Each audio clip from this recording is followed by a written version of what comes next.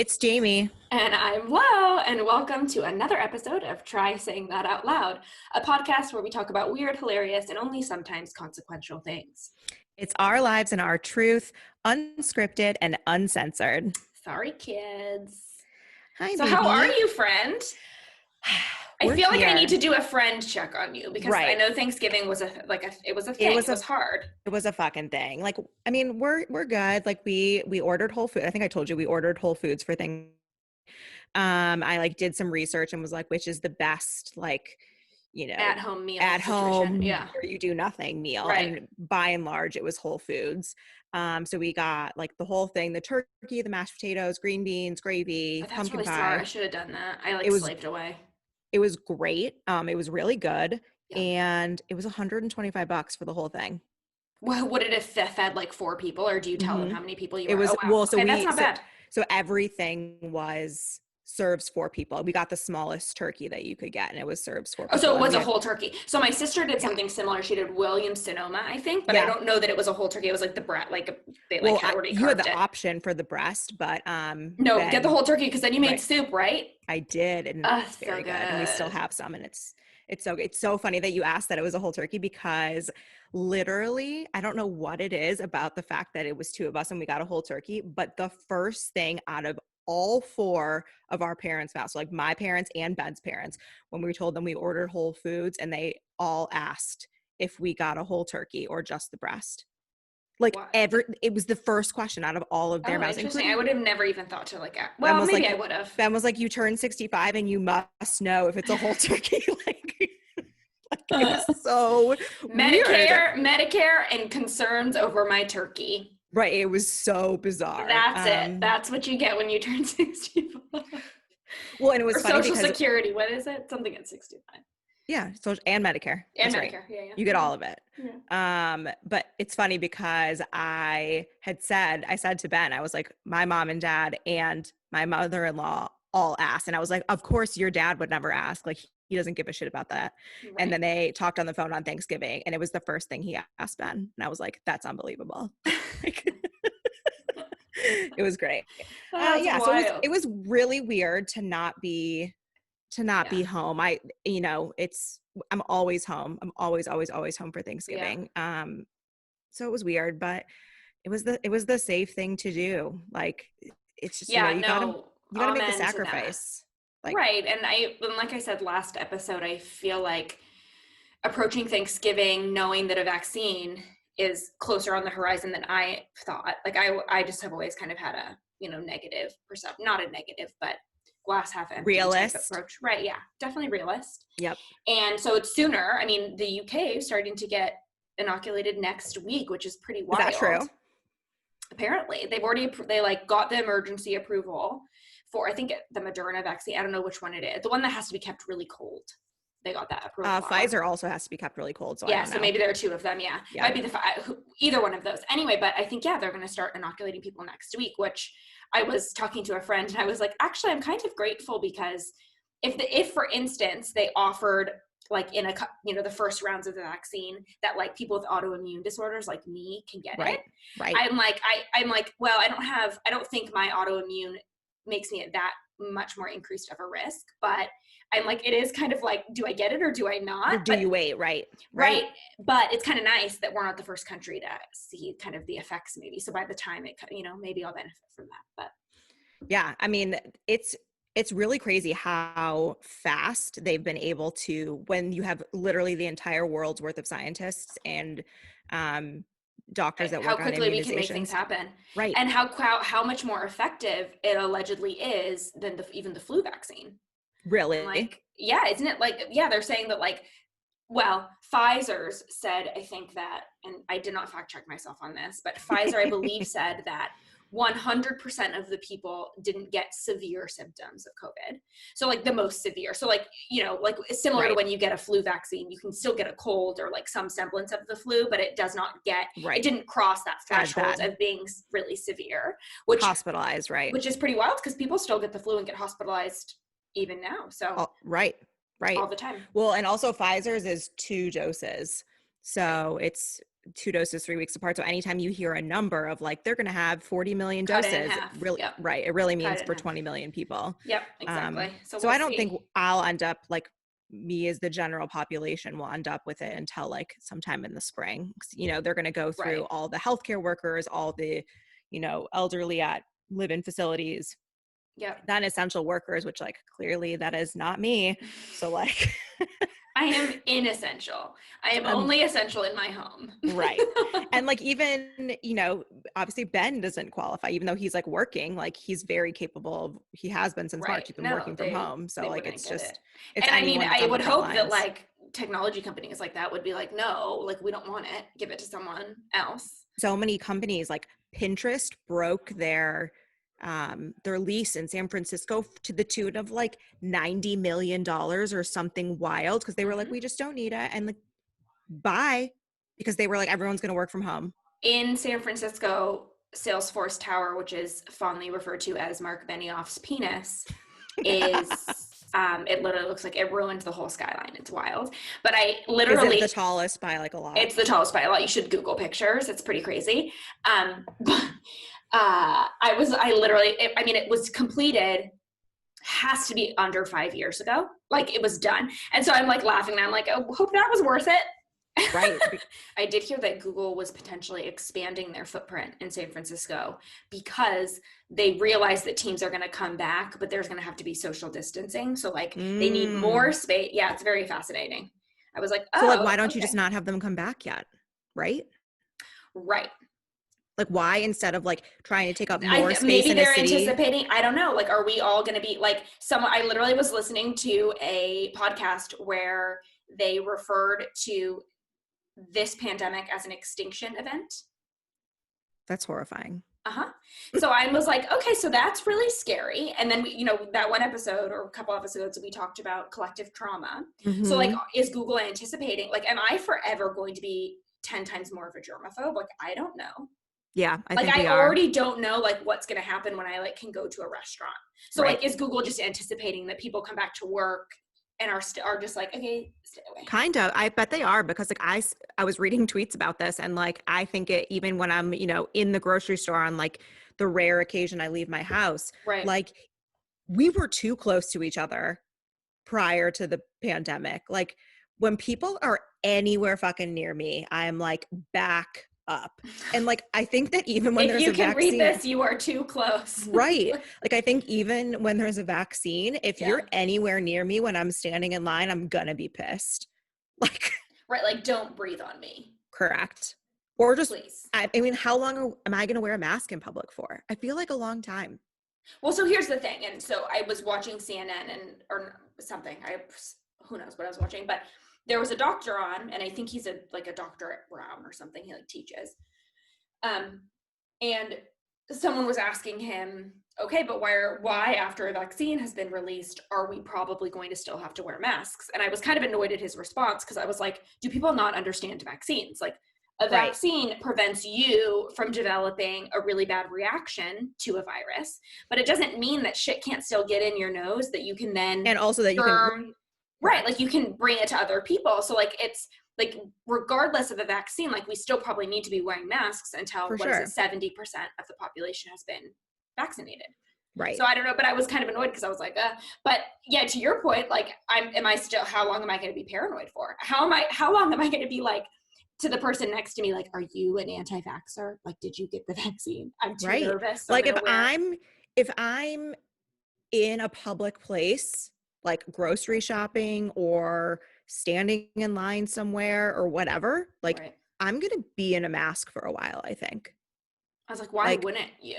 Right. At this point, people that aren't wearing masks, in my opinion, do not believe that coronavirus exists. And I don't understand that. I'm like, okay, so why are all these people dying then? I don't get it. Right. I mean, well, even people that have gone in and had family members that like go into the ICU. I read was it you that sent me the article? Yes, that South Dakota. That nurse that was like, where she had ICU patients who were on their deathbed telling her that COVID wasn't real. Get a fucking grip. It wasn't COVID. I know, it's pretty freaking wild. But I just like it. Speaking of COVID, so our holiday was fine. Oh yeah, I'm such an asshole. How was your No, Thanksgiving? no. That one does not why I said this. But we, Alex and I have had a couple of instances where we've disagreed vehemently. Not vehemently. Yeah, vehemently. Yes. Yeah, I guess vehemently. About how to conduct ourselves in COVID. Not all the time. So like Alex loves, and I feel like probably a lot of husbands do this to their wives. He tries to gaslight me and make me believe that I am insane about COVID, that I'm like the only person in the world that is exercising the precautions that I exercise. And he loves to make me feel that way, right? Right, So of whenever course. we have any sort of, I'm like, well, I think, the science says that we should be doing this. He like And loves, Dr. Fauci says this. right. I don't know what it is. I feel like it's maybe like, because anytime we talk about COVID at all, and I try to bring up like what I know, I think it comes from him being used to knowing everything and Uh-huh. not being willing to kind of let go of the fact that like I might know more than him about something and being wrong and whatever. Uh-huh. I know And that well. and I think, and in the past, which he does not love his feeling like his freedoms are being taken away. He's not an anti-masker. He like 100%. So he makes it seem like I'm making it seem like we're on totally separate pages. In the end, we're on very much the same page. I just like, he has these moments of like, you're Of like trying to hold me insanity. back. You're trying to hold me back type of thing. So I had to look it up because I was like, I can't be the only one in this marriage For who's sure. like not. And here's the other thing. It's like, this is when I wish I was a lesbian, to be fair. There's a Because can lot you of imagine? times that I'm like, why are So we many times, dating but men? this is so fucking, because like, I think as a woman, they just understand, right? Do you want to know? This is actually crazy that you bring this up because I was watching a TikTok because, as you know, I'm addicted. Um, and this girl said on her TikTok, she was like, I'm teaching in a school and all the kids are great about their mask. I like rarely have to remind Right, them. right. It's the staff that I have to remind. And her mom said, is the staff mostly men? And she said, yes. How did you know that? And she said, because men don't ever have to be uncomfortable. We wear bras. We Yes. wear high heels. Oh. Business attire is uncomfortable. We're used to sitting all day being uncomfortable. And like men, they're like, what do you mean I have to concentrate with a fucking mask on my face? And they like can't. Yes. So, and it's Yeah. so, then it brings me back. I'm just like, oh my God, this is just, that is so fucking true. Yep. That is blowing my mind because it's like, okay, patriarchal society, like men just always get what they want and no questions. I mean, most men, I shouldn't say all men, but white men especially. Yep. So yeah, he's not, if he feels like he's being, Told what to do. right, like if anything's getting in the way of the way he wants to live his life, it's like a very much a thing. He's definitely like, these idiots not wearing masks. Like he's not that, doesn't go that far. It's not like Right. my civil liberties, but he's like, Laurel, don't Quoting the Civil Rights Act of 1964. right. Anyways, so but I kind of just was like, why do I cut?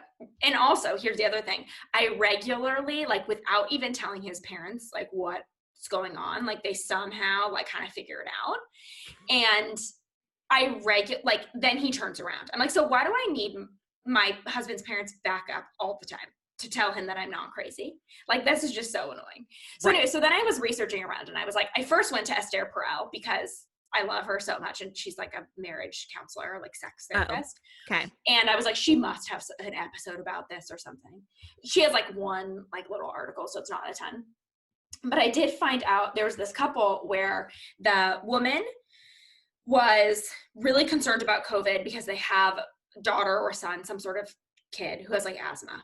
So Some very sort of kid. concerned, wanting to be some sort of kid. Sorry, not a parent. Yikes! It really Same up. shows. That sounds right. Really shows in this, doesn't it? And then the dad, on the other hand, I don't know where they live, but the dad was, very much like needing to be social and like still going out with his guy, not going out, but like barbecue. It's like outside, like doing all the things.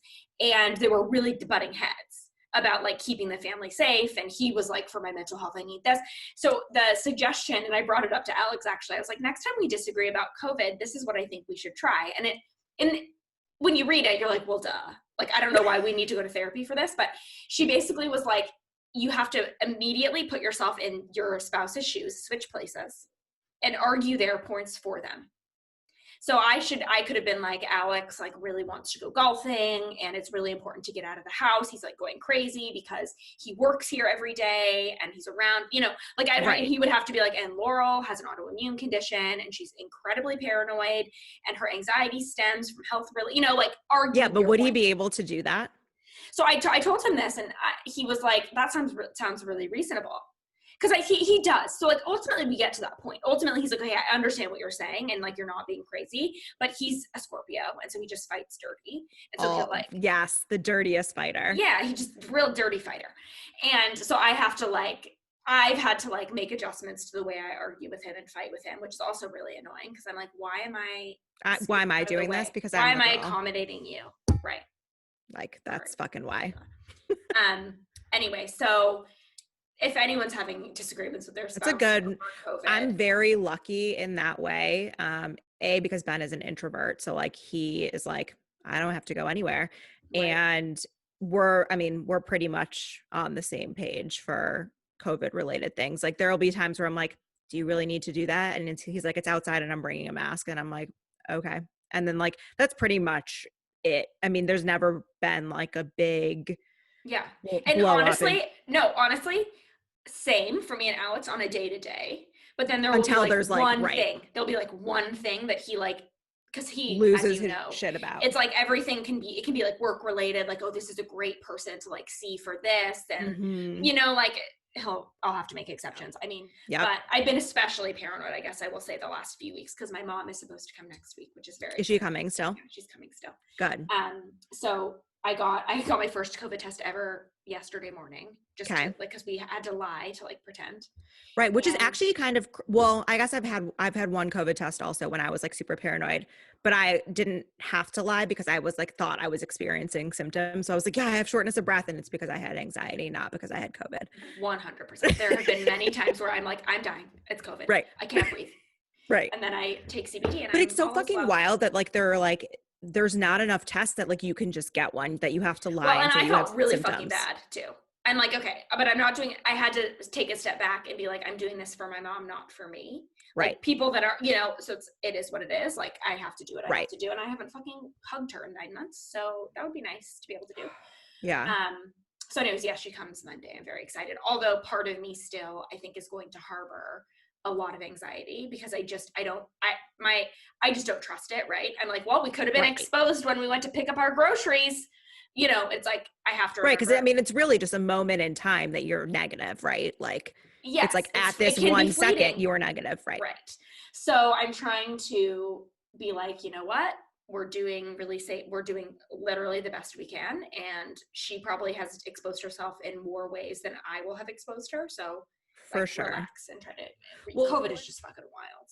I did it's have a insane. moment, which is kind of one of my try saying that out loud moments. And I actually texted you guys about it, but the getting a COVID test Yep. and realizing that the people were so nice to me.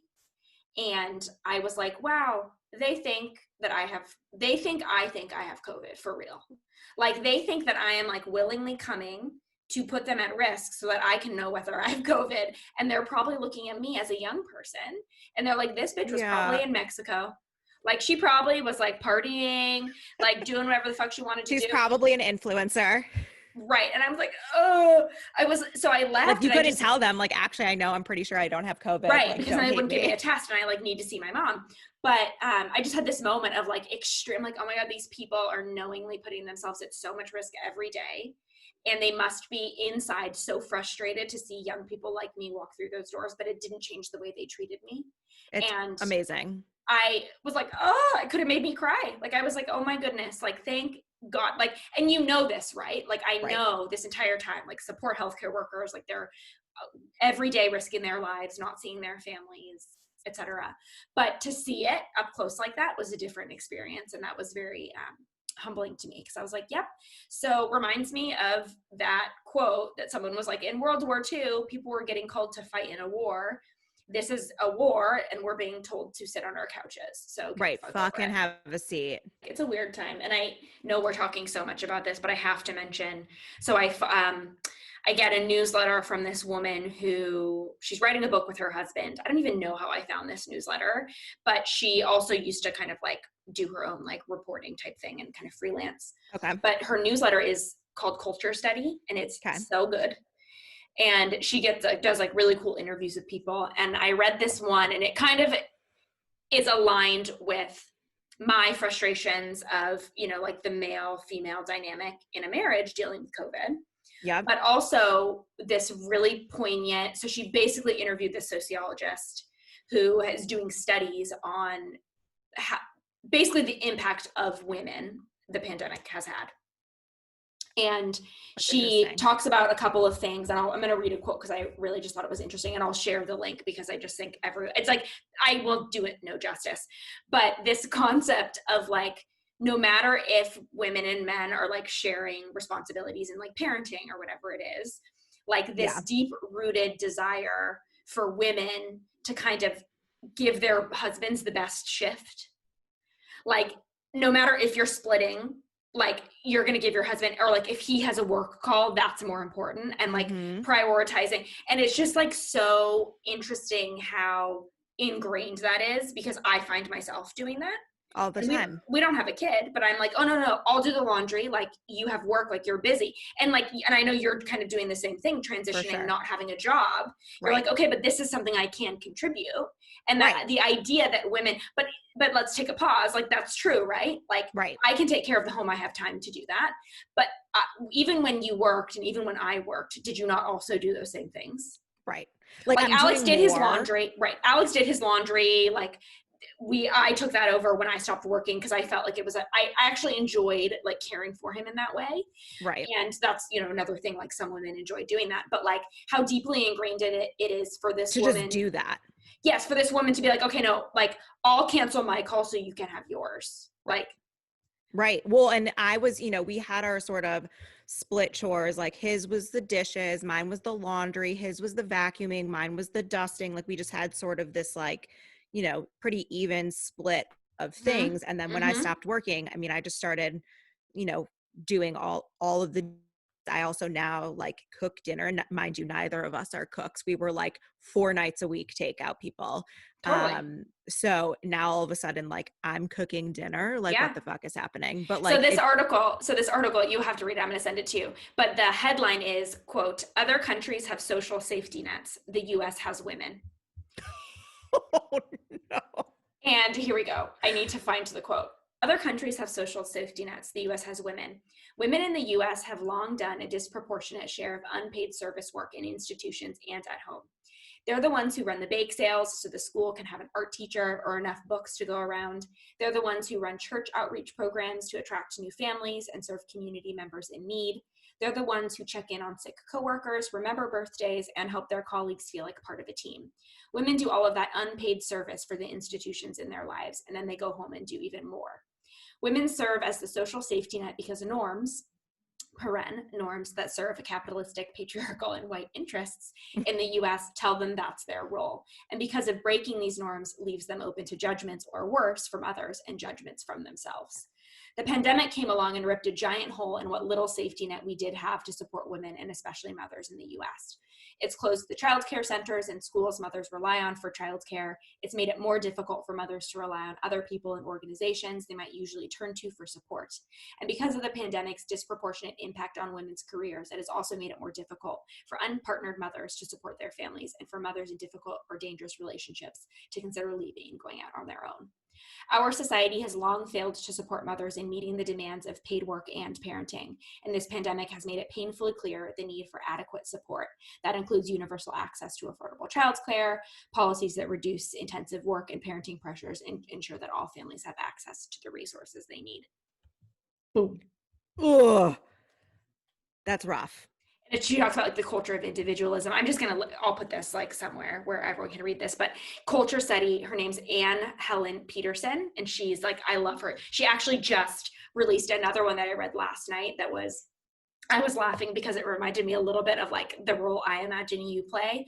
Like the, like not the mom and like your friend group even, but Right. also like the cruise operator, where like if you're going on vacation with your girlfriends, like who's making sure like A everyone wakes hundred. up early and like changes the sheets so you guys don't get hit with that security deposit.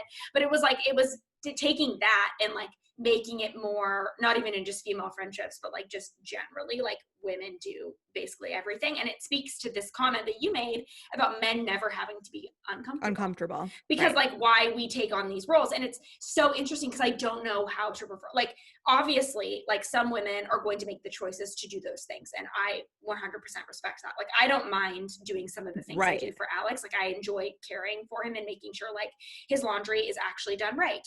So like I, you know, those types of things I don't mind, and women are going to choose to do that. But how do we get it to where that's not our first instinct to like Right. always Where think about it's everyone not else? expected from Right. the men in our lives, right? Like it's Right. not just like Right. assume that Like, because that's going to be the case. at a certain point, like, sorry, in law, like your mom, your mother in law, like you made Ben, you did that.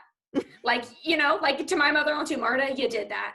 Like, Alex just assumed, and like he doesn't do it. It's not malicious, because if I bring it up, he's No. like, oh no, I don't want you to have to feel like you have to do that. It just is like, and women, we're kind of raised probably, we see that too. So, like, Right. how do we end this cycle of, It's hard.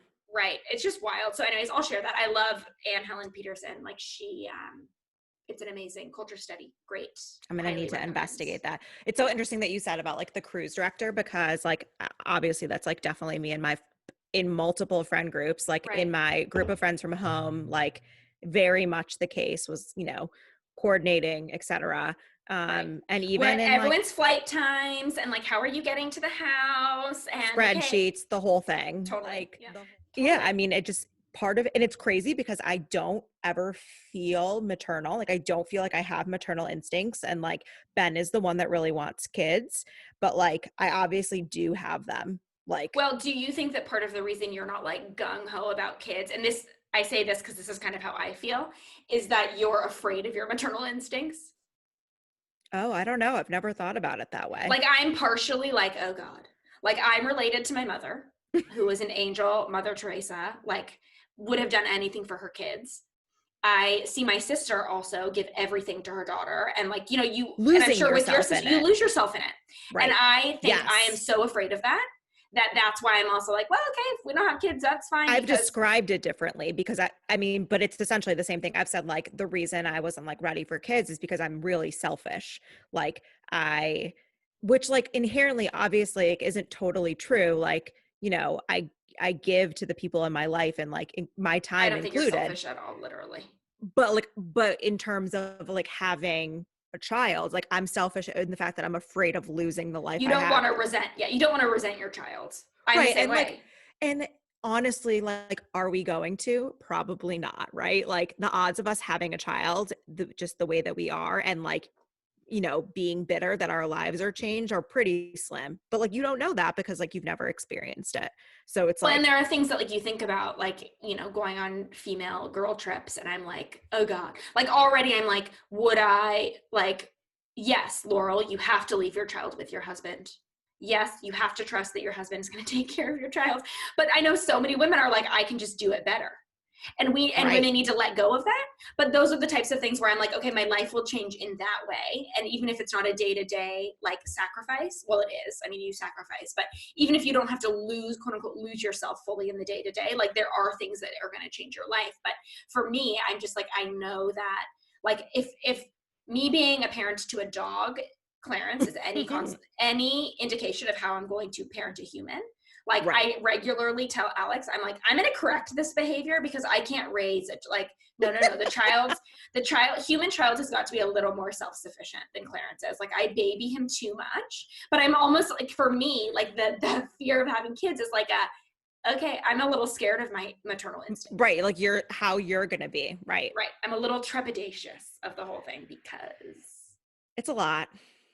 I I mean, we know. could talk about that for fucking ever. Just like we could talk about COVID. So drink up, bitches, because we said CNN like 65 times. We really did. That's our, And meat sorry bubble if of you're choice. offended that I said bitches, but I'm pretty sure all of you Yeah, identify no, it in I'm that not way. sorry that you said bitches.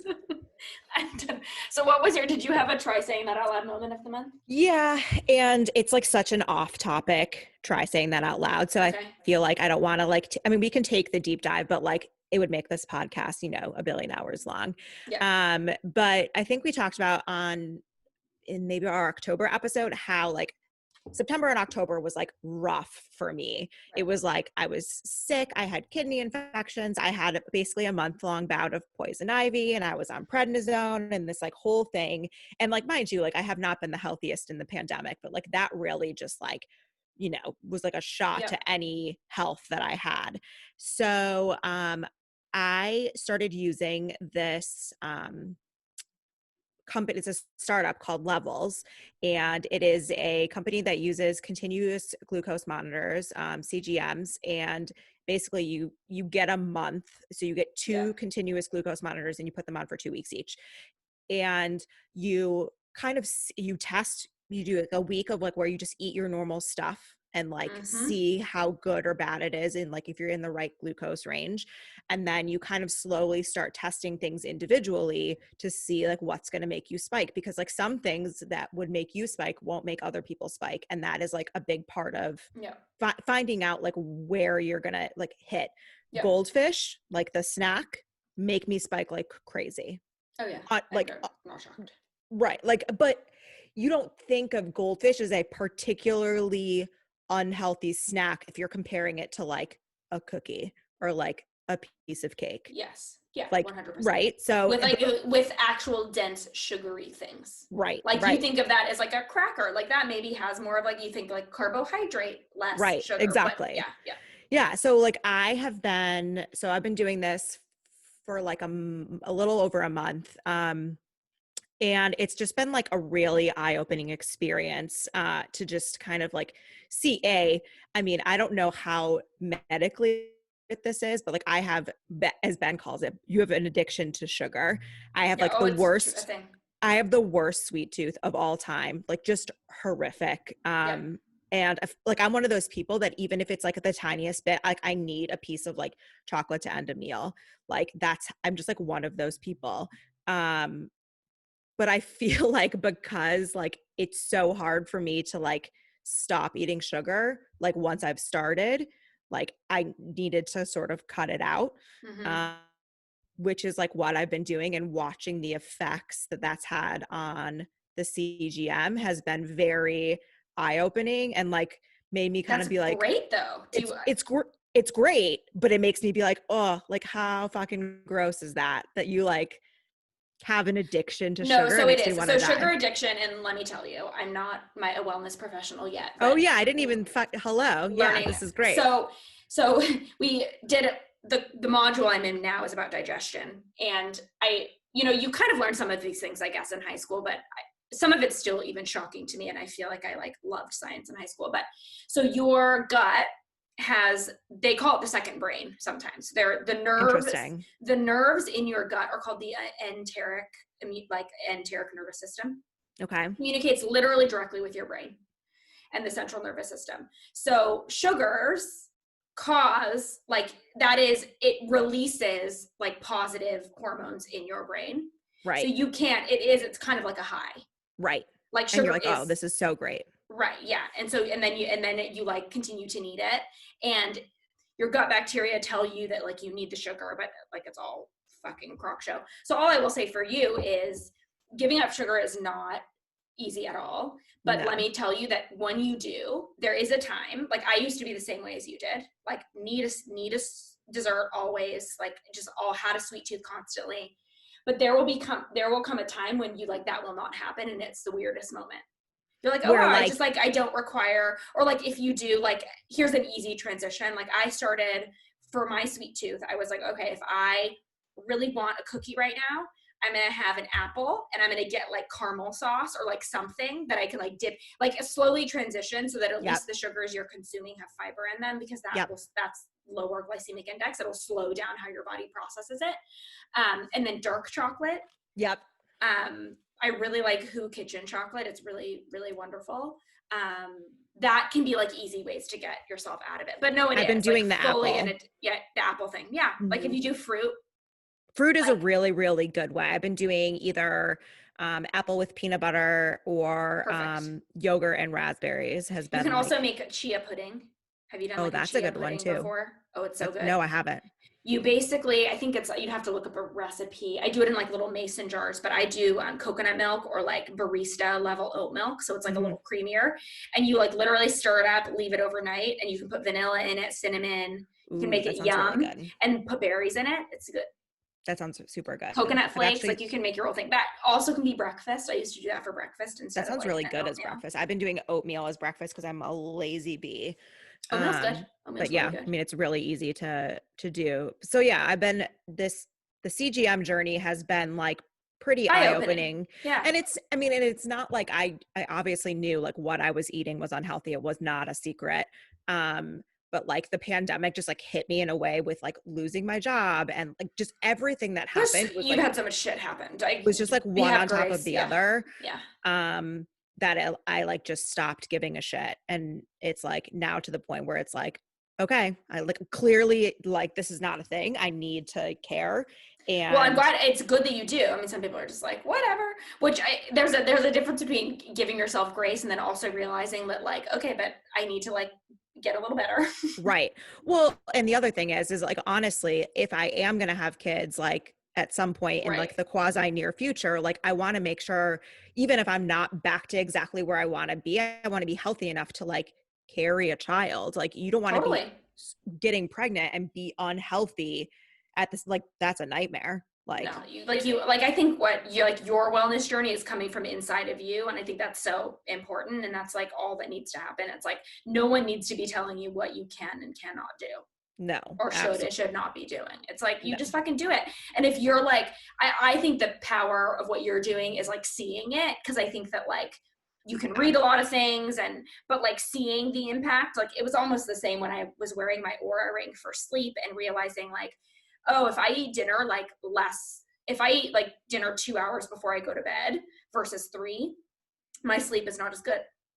If I have Really? wine, yeah, like if I have like you're supposed to eat 3 hours, and that just kind of lets your digestive system do its job, and so you're not like, but and then like if I have wine, like fuck, my sleep quality is shit. So like That's so interesting. yeah, so like you learn, but that's the power of data, right? And then I feel like you're like, okay, great, like now I know this, I'm armed with information, and I And you can can make, choose whether to make that decision or not. right, you can choose to make the, you're like, okay, I'm still gonna have wine, I'm just gonna drink it a little earlier and maybe go to bed hungover. Right. Right. Better Right. than going to bed kind of drunk. And Like then that's what I've waking learned. up So like hungover. yeah, so you just make Right. your own adjustments. But no, it Yeah. can be very sobering too. I think that what I've learned in my program is how terrifying, like the stat is insane. 74% of the food on shelves in a normal grocery store have added sugar. That's horrifying. Yeah. And That is absolutely the main horrifying. culprit is like drinks with like sugar added and things like that. Which But thankfully that is not my jam. like I am you bet a you look at that huge, goldfish box and there oh, is, yeah, for like sugar sure. in there, For like sure. wild. And like So why, right, like it's a cracker. Like how much sugar could you possibly need to put in a cracker? right, and you Like, think of sugar as being like not like not a savory thing, and so but it's literally added. It's like the hidden ingredient in pretty much all the things. So right. like it's, so for me, I'm like, oh, I'm like very humbled by it, and it's interesting that you bring it up because like you're seeing it, like you're seeing how it can affect your body, and like you said, Well, everyone. and she said, I've talked to a nutritionist and she said like the easiest way to like not have to worry about added sugar is like not eat processed foods. Yep, Like if you can 100%. avoid it, like the more non-processed foods you can eat, the better because you know that it's just a whole food basically. Totally. Or like you can eat a, like, though I eat these crackers because I'm gluten free, obviously. I eat these crackers, but like the fewer ingredients there are, the better. Like Right. least processed it is. So like there are ways. Um, but yeah, no, it's pretty wild. It's I'm super I'm happy wild. that you're on this journey, but I know it's also daunting. So It's all I'm happy also. I like feel better, yeah, obviously. that's Like I the other knew thing. Do you notice that? Like for sure. that's can be so powerful too. For sure. Like I Yeah. definitely feel better. And I also think that all of this like sort of happened at the same time. I also went off the pill in October just to like give my body like a second. And I imagine that that has helped also, like in terms of like just how I feel, like not being on it. And I 100%. have a bunch of friends that have told me that they like getting off of it was like magic. And it wasn't like, you know, this epiphany for me, but like I imagine that doing all of these things at the same time like had sort of a cumulative effect of like starting to feel better and No, like so I talk about this book fucking all the time, and I have it because I'm constantly referencing it. This Beyond the Pill book, Beyond the Pill by Dr. Jolene Brighton, is fucking incredible. But same thing, got off the pill. Yep. Have had far more issues than you have. You've been very regular, very right. quickly. I had none. Yeah. But she literally says the pill, like hormonal contraceptives, are fuel for inflammation in your body. So like literally it's like here inflammation, and like the pill feeds that fucking inflammation. So and it's funny because I was talking to a friend about this, and I was like, I think I went on the pill, we talked about it, when I was literally my second or third period, because I was barfing for 3 days, like it was awful. And they were like, the pill will help that.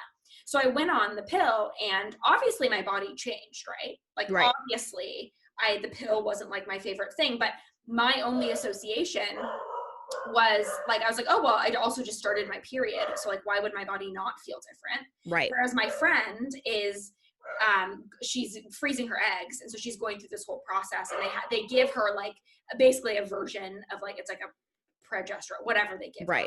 And she's like, it's basically birth control, but I feel like shit.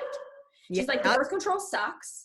And I was like, it's so funny because I didn't think it sucked, but that was the only thing I knew because I went on it so early. And my friend had a similar situation. I was 15 when I went on it. So my friend had a similar situation. She went on it because she has like a boyfriend, and they're pretty serious. And she's like, fuck this, fuck the pill. And I was like, I wish that I had known my body well enough to know that the pill sucked. I just like knew it was better than the alternative. Right.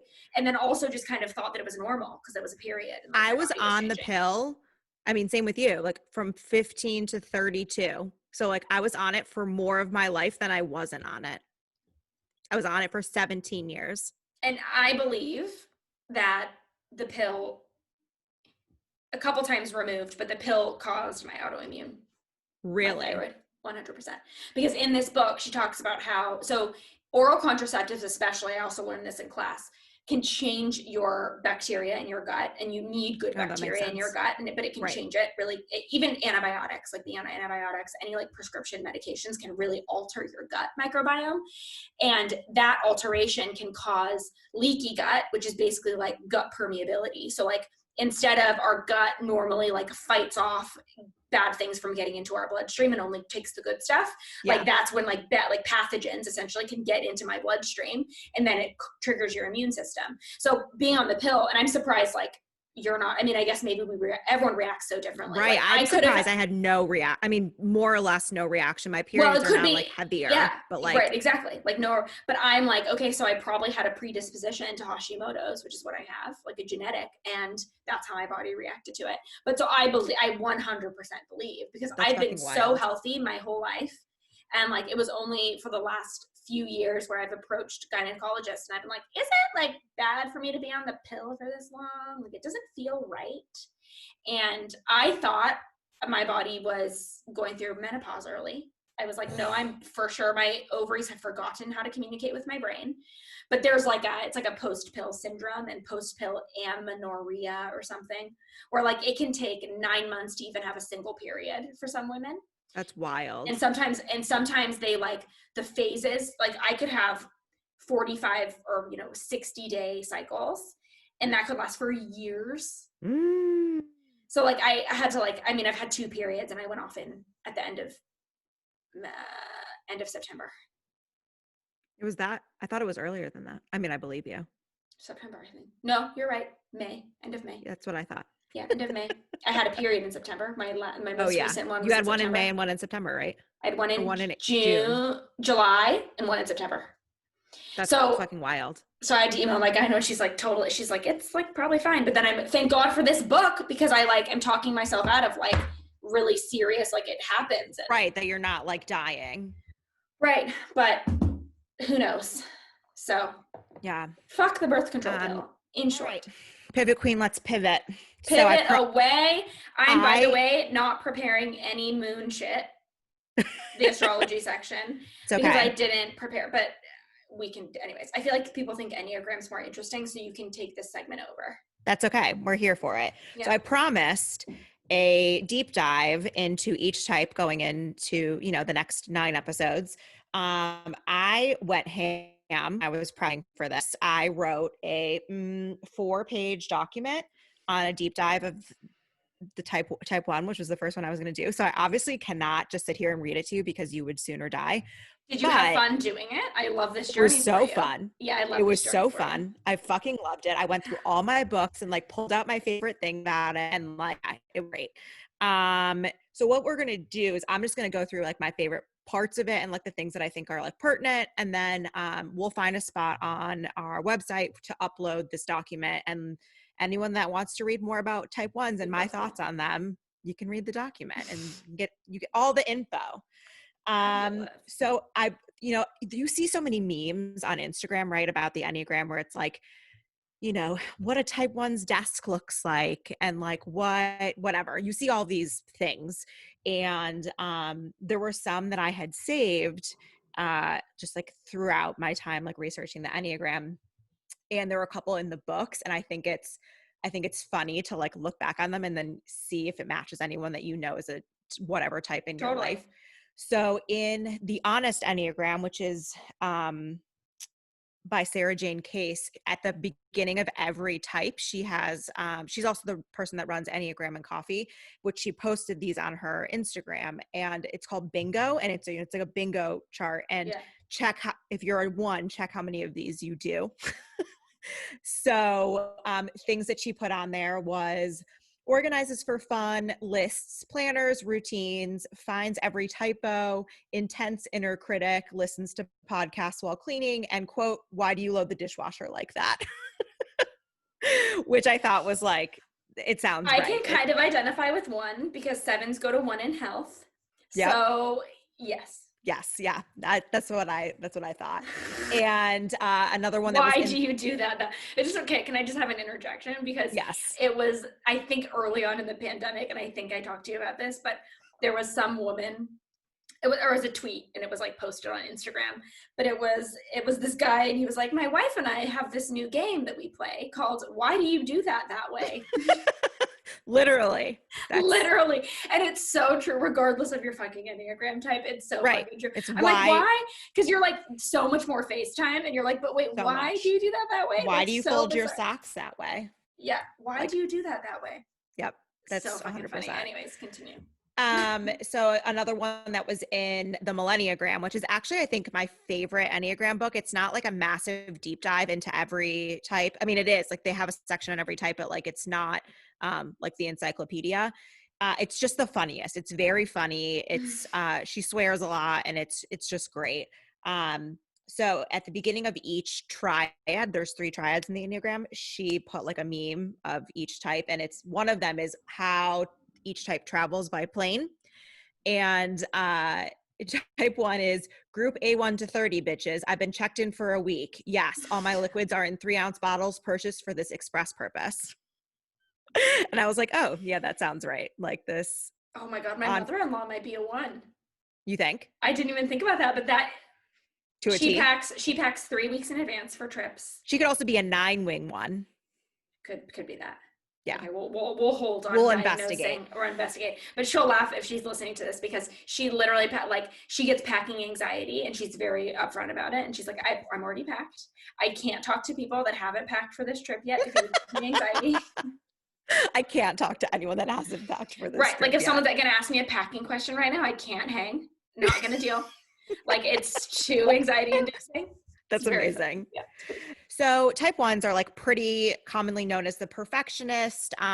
Every Enneagram type has a ton of names depending on what site you're looking at. So it all kind of varies, but some common ones are the reformer, the perfectionist, the idealist, the activist.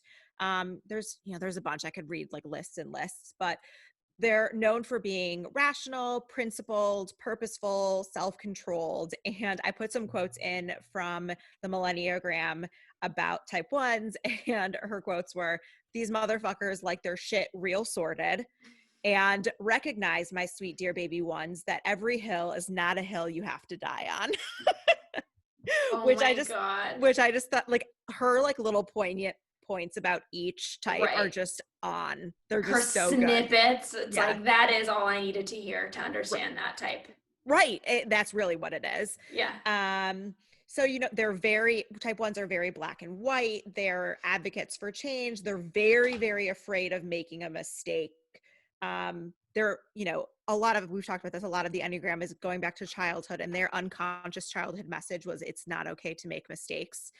Like they had to Oh, doesn't be that hurt your perfect. heart to hear the Yes. childhood It's things? really rough, which is why I like don't go Oh, into it very often, but like it matters. it's Um, so sad.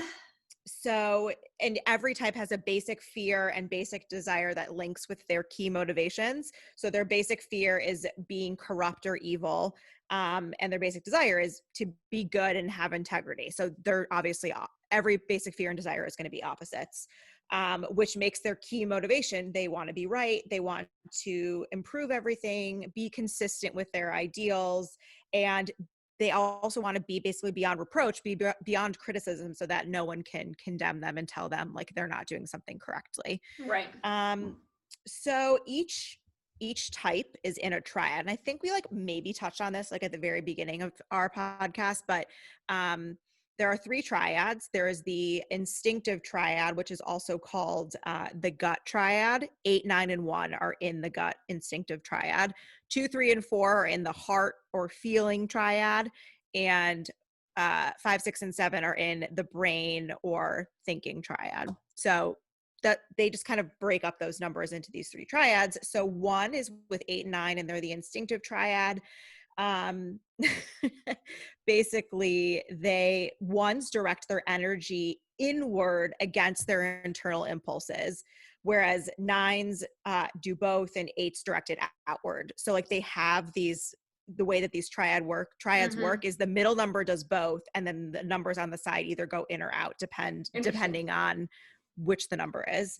And it means that it means that any number in the instinctive triad is concerned with maintaining resistance to reality, and they can have problems with aggression and repression.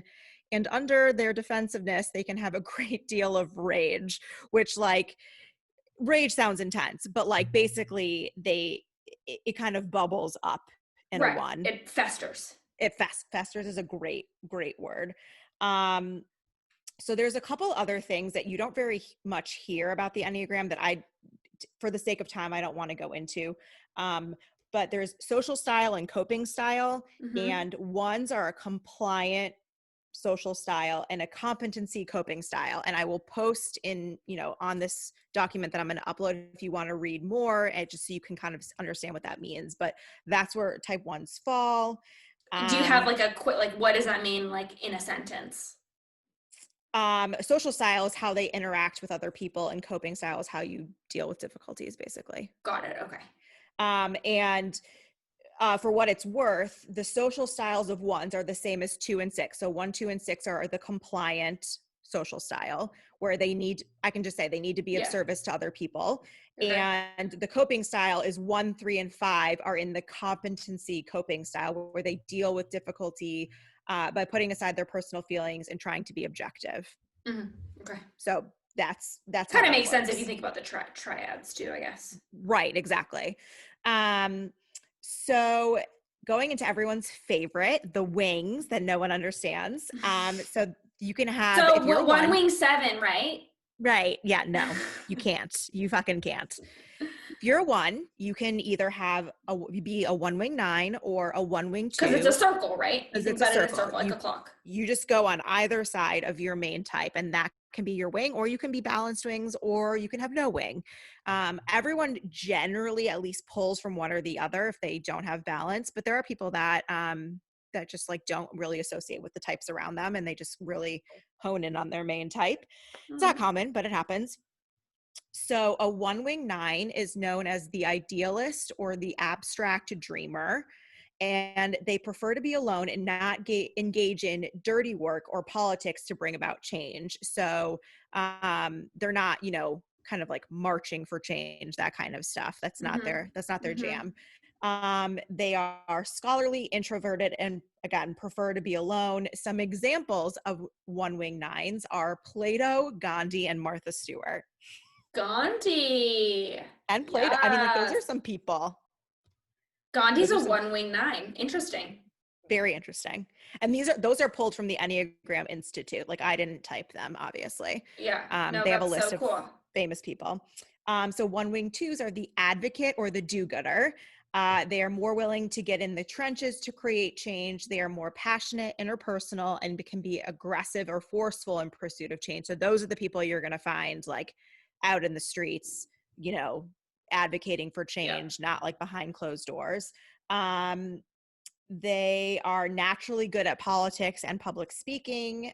Some one wing twos are Hillary Clinton, Pope John Paul II, and Celine Dion. Celine. Yeah.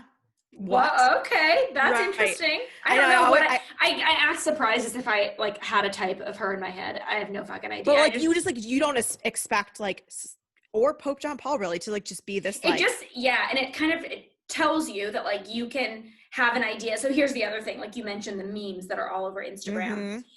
Those are like the averages, right? But like so to me, I'm like, okay, who's a perfectionist? I don't fucking think of Celine Dion. But there's so much nuance within the types that is very interesting to it's super interesting. It's like I wouldn't have thought Gandhi was a perfectionist. I would have thought he was a 3 or 2. I would have thought he was a 2. Right. So another thing that isn't talked about as often, that you don't necessarily see on Instagram, is the instinctual variants. Every type has an instinctual variant, has 3 instinctual variants. So if you're a type 2, you can be a self-preservation type 2, a social type 2, or a sexual type 2. And sexual is also called one-on-one, and it means that they focus on one-on-one relationships. So every type has all 3 of those. So like you can really get down deep into what you are. Like if I were to say my, it has all 3 type, but you're one of those, right? You're one of them. Like as a 1, I'm one of these 3 options. Got it. Correct. So I can, if I want to like explain my whole type, I'm a 2-wing, self-preservation 2-wing 3. Like that's my whole type. And self-preservation means like more okay, you go. So yeah. So self-preservation is worried about, their material well-being, finances. They value cleanliness, order, hygiene, aesthetics. They have constant worrying and anxiety and fear that any mistake could be the undoing of their well-being. Unhealthy self-preservation ones can develop eating disorders, focusing solely on health. So that is the description of a self-preservation 1, not all self-preservation. Got it. But it all kind of tracks. And they kind of sound what they are, right? Right. It's like, correct. Yeah. And self-preservation's ones are very into self-control. Like they need to control everything. Social ones are known as the crusaders. They teach about rules, procedures, and social issues. They hold strong opinions and convictions and argue a lot for their perspective. They take policies against their beliefs personally. And unhealthy social ones can hold unrealistic standards and expectations from themselves, others, and societies, which can in turn make them go on like social media rants and tirades and maybe have extreme political or religious views because they're so like deeply entrenched in their beliefs and can't be, pulled away from whatever it is that they think. Right. And I actually like using sexual instead of one-on-one just because it flows better, but it's not like sexy. That's not like what it means. Yeah, it's not physical penetration. Right. So sexual ones are known as having shared standards, and they want a flawless relationship with an idealized partner with a big emphasis on fidelity. They're also rigid and inflexible like the social ones. And unhealthy sexual ones can develop extreme jealousy and be constantly checking in on their significant other's whereabouts.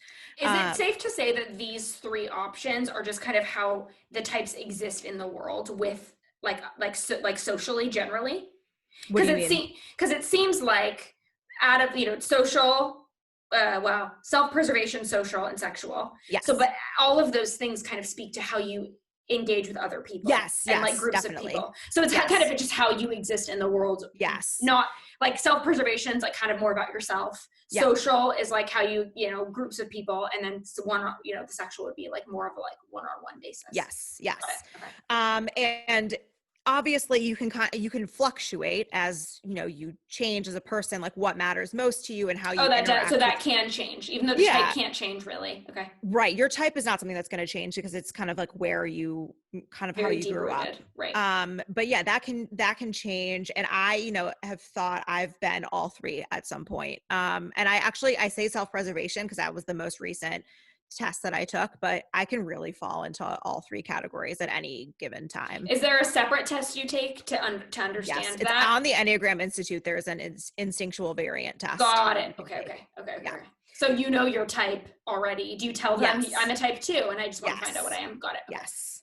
Um, so, and the last few things that we've talked about this before. Each type has levels of development 1 through 9. So 1 through 3 are high functioning aspects of the type. Levels 4 through 6 are average or normal behaviors of the type, and unhealthy is 7 through 9. It is like a deeply dysfunctional manifestation of the type. Like it is pretty rare that like your average person is going to know someone or Mm-hmm. know many people that are at that level. Like it is not good. So basically what I would consider to be unhealthy is what the Enneagram considers to be average. Like a 5 or a 6 is starting to get like more unhealthy, Yeah. as like a normal person that isn't suffering with like addiction or an eating disorder or something that's like Right. actually Other very mental health unhealthy. issues. Yeah. Right. So, and we've talked about this too, where each type has somewhere where they go in stress, which is disintegration, and in health, which is integration. Type 1s in stress go to 4s. They suddenly become sort of moody and irrational and pick up the stressful characteristics and bad characteristics of a Mm-hmm. 4. Basically, what it means when you go somewhere in stress is that you've pushed the strategy of your own type as far as you can go. So you disintegrate into the strategies of another type. Interesting. And Yeah. yeah, so when ones go to the unhealthy level of a 4, basically they feel like no one can understand them or how hard they're working. So they can become moody, melancholy, and withdrawn. And they also allow for self-indulgence and bending their own, strict rules that they have. They bend them for themselves. So they're like, you have to abide by all my strict like standards, but like I don't me, like have to. I don't Yeah. have to do that. Oh, Um, interesting. so in health, it's more of this is the process about not what we should do, but it's more of letting go of things that block us in our own type. So when we stop holding on to those things, we kind of experience like an unfolding and growing into, this health. Yep. So angry critical 1s can become more spontaneous and joyful, like healthy 7s, which is that's where 1s go in health. They go into type 7. They become less opinionated and are open to a wider variety of possibilities. They become more optimistic, curious, and interested in learning about different viewpoints other than their own. So it's not that you become another type, it's that you're taking the characteristics Right. of the type that you go Yeah. to in health and And so you have a stress. kind of a combination of healthy 1, healthy 7. Yep, for sure. And just at the end, I wrote some other type 1s that I didn't list in the wings. You have Nelson Mandela, Kate Mm. Middleton, Michelle Mm. Obama, Oh, that doesn't uh, surprise me as much. right, Osama bin Laden, Oh, cool. All right. Jerry Seinfeld. So let's just venture to guess he was an unhealthy 1. Yeah, just a little unhealthy. Jerry Seinfeld, Tina Fey, Maggie Smith, Julie Andrews, Meryl Streep, Harrison Ford. Meryl, Yep. I mean, icon. they have a ton they have paragraphs of people. I just pulled the ones that I thought were super So interesting. if you're a 1 and you hate the fact that you're a 1, don't hate it because Meryl Streep and Michelle Obama are with Right. you. Right. I Don't mean, hate that. everyone hates, first of all, I started doing type 2 when I Yeah. was done. There are no cool type 2s, like not a fucking single one. Not a Are you single, sure? yeah, Oh. Are not a you gonna single go? Hey, one. wait, hold on, calling you out. Can we go to 9 next? Can Yeah. you be like 1, 9, 2, Yeah. 8? Yeah. Oh, that's a good idea. Yes, we Yeah, can do 9 next. because I think that will make people, because now people are like, fuck, it's gonna take 9 fucking months for me to get to 9. Oh yeah, that's a good point. Yeah, And 9 they're will be always next. last. Um, yeah. So I was looking at 2. It's not. There's like literally not a cute 2 on Not the a list. cute too. Not a cute 2. So that's the deep dive of type 1. Obviously, it was. I have 4 pages that I could read to So you, but cool. I We'll won't. post it on our website so people can read it. Obviously, What are you watching? More I've actually importantly. like really started watching TV again. Yes, that's why I'm asking you this question, because I Yeah. feel like you're like regularly like, sorry, not reading, watching this XYZ. Yeah. Okay. So first thing is I watched The Queen's Gambit, which I know you also watched. Yeah. So fucking good. So good. Why is she the most beautiful human I've Stunning ever human seen? being. Most She stunning. isn't she like 23? Oh, I don't know. Someone But told me that she's I thought she so was like kind of gorgeous. unbelievable. Yeah. Like I looked at Alex and he has some ginger hair in his Yes, he does. life.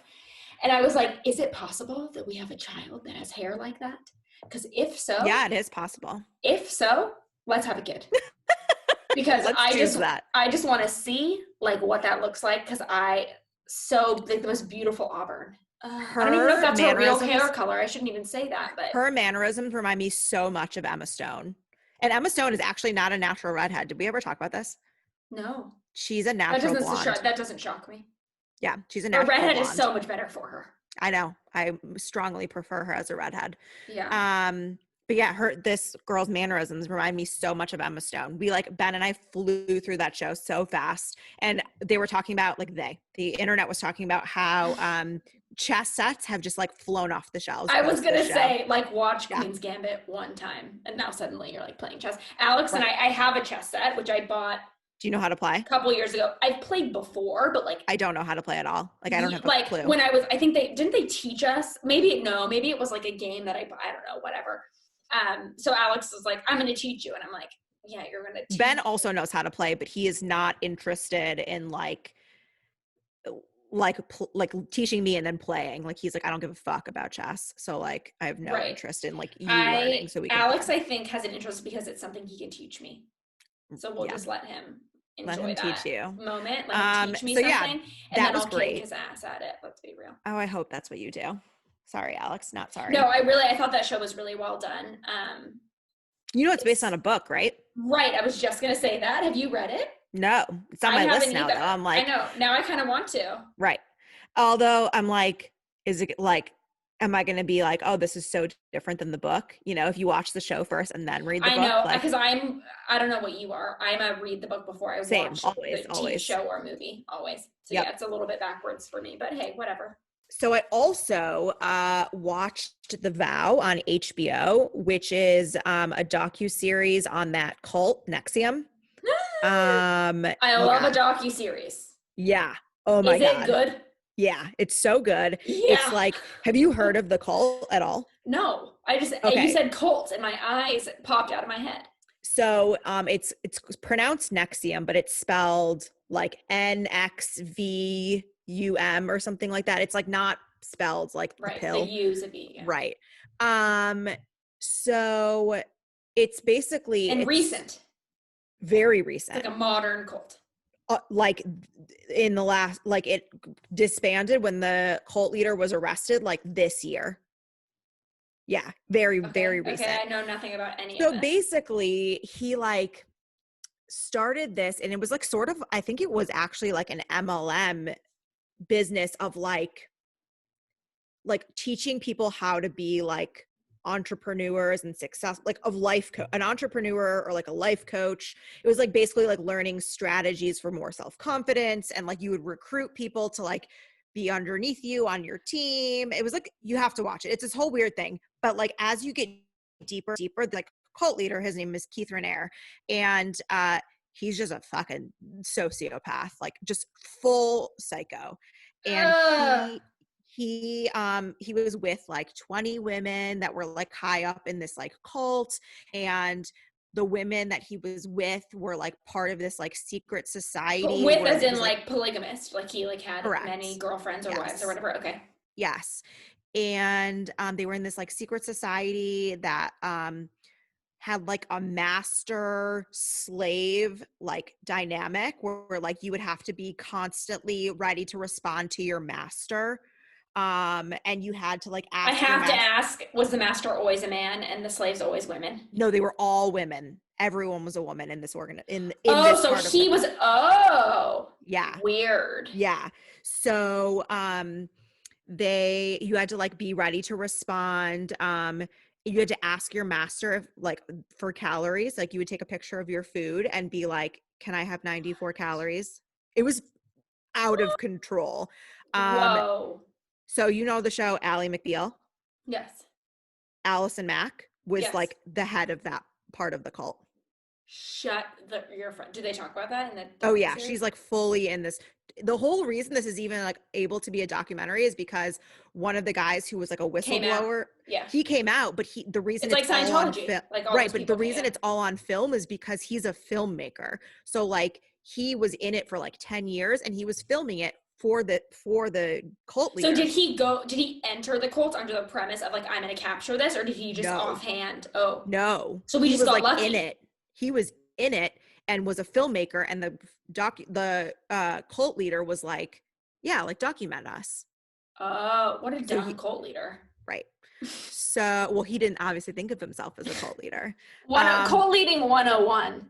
Don't let anyone capture your shit on camera. Insane. So the women in like that secret society part of the cult were branded, like branded with like a brand. All the same brand. Yeah, it's Allison Mack's initials, and then if you turn it sideways, it's Keith Raniere's initials. It's fucked up. It's super fucked up. Oh my god, I can't wait to watch this. This is the shit that Alex and I love to watch. Oh, it's so good. So like, thank you, because we needed something new. So yeah, so they ended up very recently in 2020, the cult leader was arrested. Yeah. Whoa. It's so fucking wild. Yes. So please go watch that. Yeah, and the tonight last that's thing, happening. the last thing is, so Ben and I are always watching a show together. Yeah. And we are right now we're watching Greenleaf, which is on Yes. Netflix. I've never heard of it. You haven't heard of it? No. So it was, I think it must have originally aired. It was either, I don't think it went straight to Netflix because it was produced by Oprah's channel. Oh, own. Yeah. And she's in it, not as herself, which is so jarring. She's in it as someone's great aunt. And it's You're like, right, because how many times is Oprah like in something where she's just Oprah? right. Ben was like, this is so weird. Like you just see her and she's Oprah. And in this show, she's an aunt. Like what? So funny. It's good though. Yeah. So it's about a Black megachurch, and it, like the family that like runs the megachurch, like it's like, you know, the dad is the pastor and like his wife is, they call them in Black megachurches, it's the bishop and the first lady. Okay. That's like how you refer to like the pastor and his wife. And it's like their whole family is like very religious, and it goes into like basically the drama of their family. But it's basically, it's similar to Empire, where it's like a Black show, like the whole cast is Black, and it's like, you know, you get to like see this whole side of that you would never see or know or understand. But it's about a megachurch, and it is wild. Like the drama in it is just like astounding. And Ben likes it. He likes it because that strikes me as one that you would watch on your own, not with Ben. Whereas right. Well, so The I got to pick it. Seems like, oh, you got to pick it. Okay. Right. Oh, and he just has to acquiesce. Yep. Like he has to say, oh shit, that is not how my marriage works. Sometimes we like agree on one, but like I can't even remember the last show that we watched, but I was like very not into it. And so I was like, okay, well, I get to fucking pick. Right, yeah. Pick this one. You're gonna go down, Ben. Now I'm gonna choose this. Yeah. So I'm not sure. I don't know. Alex might like it, but like, yeah, it's not totally doesn't sound like what Ben's Alex jam. is like. Alex and I like really like true crime and Ben doesn't like true crime, so we can't like do true crime. Okay, so together. I have one for you that have you watched The Undoing yet? No, but I've heard it's like next on my list. It's a mini series only. It's like 6 episodes. Alex and I flew through it, but Nicole Kidman, Hugh Grant. Yep. I mean, who doesn't love Hugh Grant? Loved this journey for Hugh Grant. It was a very different character than he normally plays. And you don't think so at first, and then it just is very, it's like because he's always like rom-com guy, right? Right. And if I give away too much of the plot, Yeah, don't. it's just like a murder I heard mystery. the ending is controversial. True? Yes, I don't know why people didn't like it. Oh, I okay. mean, it's a mini series. It kind of, it was one of those endings where you're like, oh, are they going to do another series, or like, are Uh-huh. they not? Like, it could have gone either way, Okay. in my opinion.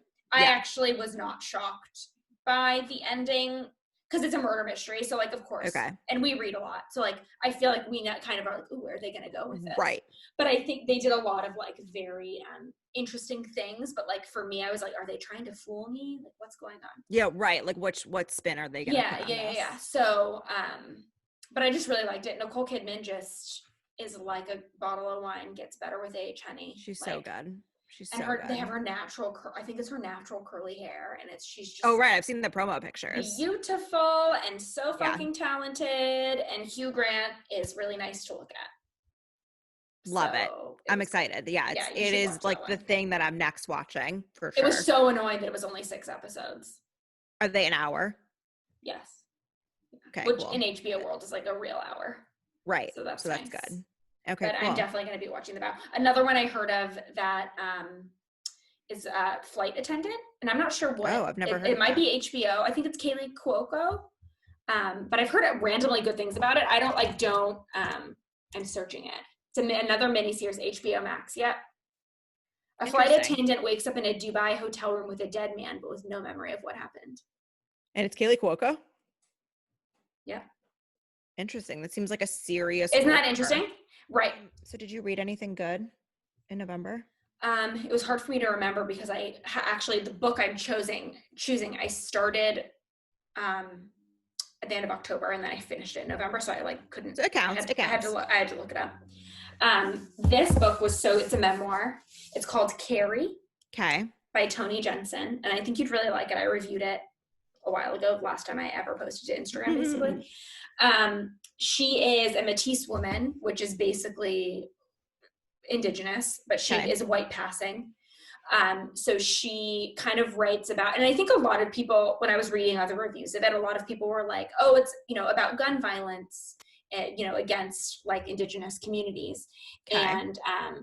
And people were a little bit, they were like, no, but it's not just about gun violence. And I was like, I don't know why people thought it was just about gun violence. I have Right. It's a no concept. memoir. It's a memoir. And it's actually a collection of essays that she kind of like, I think she filled in gaps, but normally Right. I'm not a collection of essays I am person. not either. They don't grip me at all. But I just found her writing to be so impressive. Like, she really is just a beautiful writer, and everything kind of, it was not clearly a narrative, but it felt like it, like It the way felt like she one. strung them together.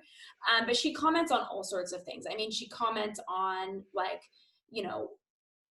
white supremacy, gun violence against Black people, indigenous people, like drug use, like all sorts of things. And so to me, it's a little bit more of a culture study, to borrow Anne Helen Peterson's thing, but it's more of like a cultural study. But she, it's really interesting, her perspective, because she obviously is in the indigenous community, but is white passing, but has like That is cousins really interesting. who aren't, who like, and so she kind of toes both lines. So it's really interesting. I just thought she was a really beautiful writer. It really made me think. I feel like we've all been ingesting so much about, the other side, the Black community. Yep. Whereas understanding, especially kind of around like the holidays and Thanksgiving, understanding the indigenous That's a great community, one.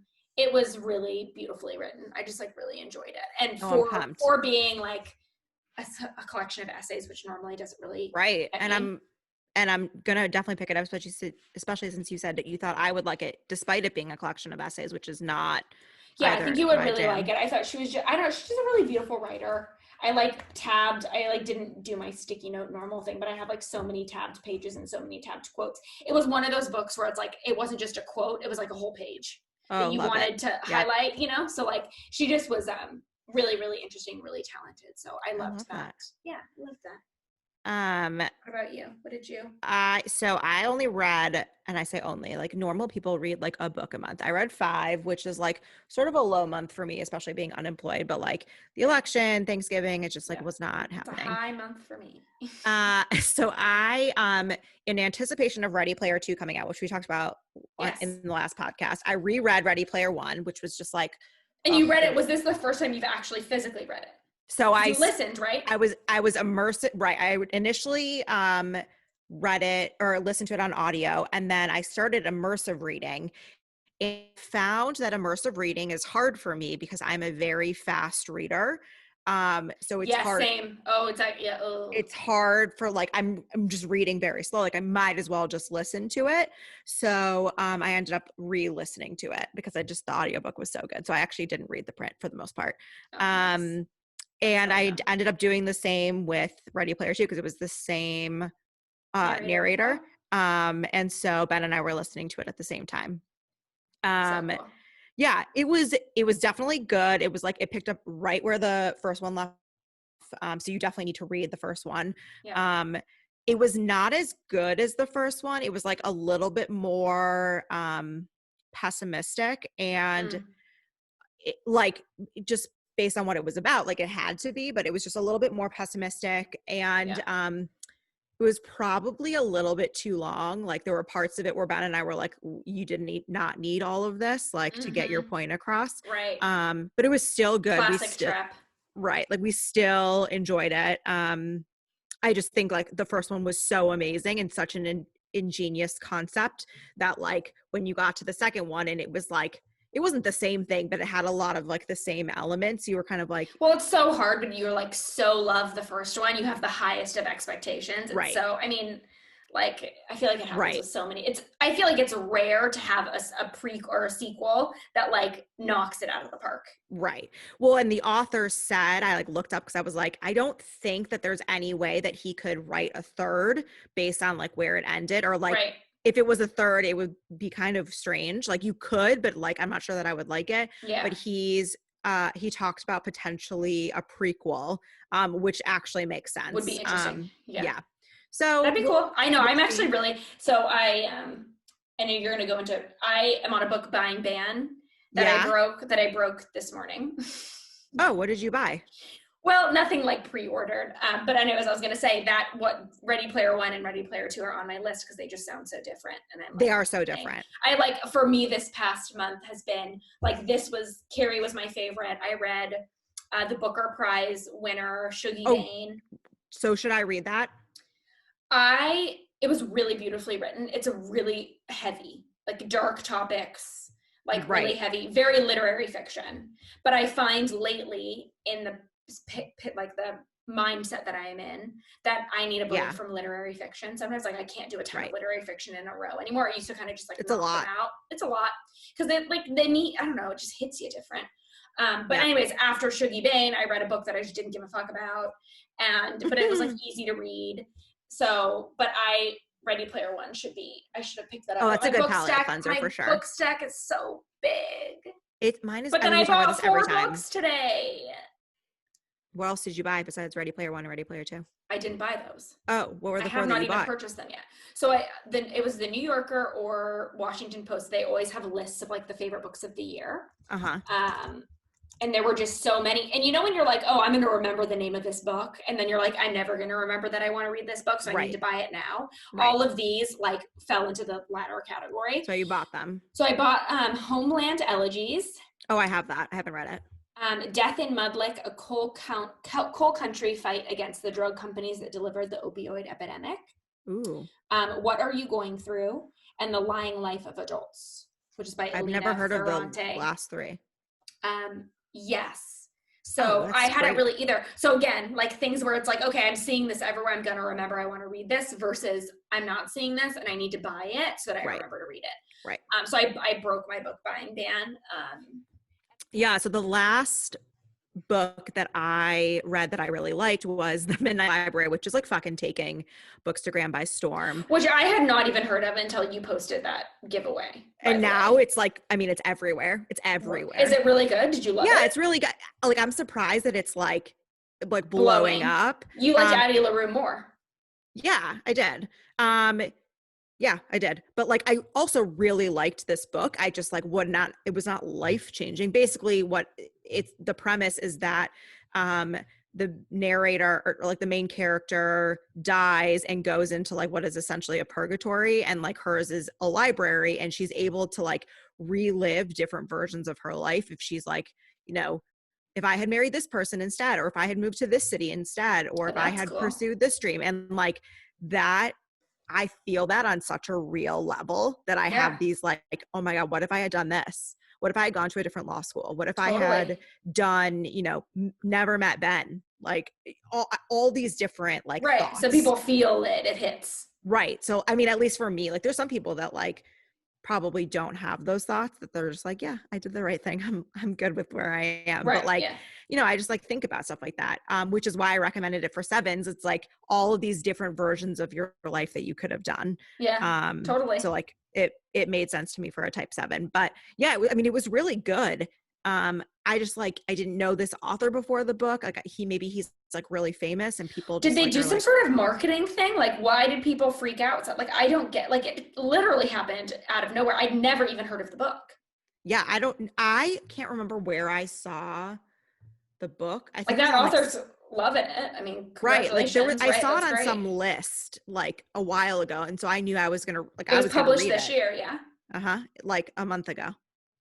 It Mm, was very bizarre that it very like just interesting. Blew came up out out of of nowhere. nowhere. But I mean, it's good. It's definitely like worth the read. I recommend it to people, but like I would not have been like expecting it to be like sold out on Amazon and like sold out on Bookshop. Like it just that surprises Well, me. I'm happy for that author, Right, crushing. but It is. it is what it is. Well, y'all, we've been talking for 2 fucking hours. You won't hear all of that, but like let me just tell you. Yeah.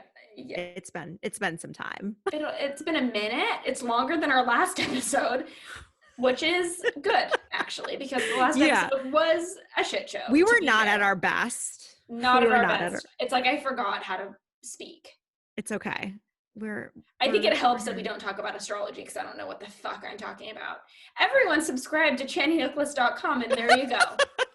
That's my Upload your recommendation. information and get your natal chart and move on with your life. Right. Like she knows what's up and she's funny, so just fuck with that. Okay, guys. Well, thanks for hanging in there for the long haul We of this hope you're episode. drunk because we We talked hope you're about CNN drunk. and COVID so much. Yeah. And we'd love to hear from you. So if you have a saying that out loud moment of the month like we did, shoot us an email at trysayingthatoutloud@gmail.com, and we'll read through those emails. And if there's one that catches eye, we'll be talking about it on the podcast, and Can let be us know if you funny, want to. can be serious. Hit us Yeah. with it because honestly, talking about someone else's life is going to be much, we're going to be very grateful for that. Also send your pronouns when you send us an email so we address properly. Yes, please So do. with that said, we'll Have a see, happy guys. This is the holiday season. I know. last episode of 2020, which like sad but also fucking great, because see ya. Don't let the door hit you on the way out, 2020. But do. Bye. Bye. Yeah, be prepared for some hopefully some exciting content in 2021. Well, All right. hey, Thanks for listening, guys. bye. Bye.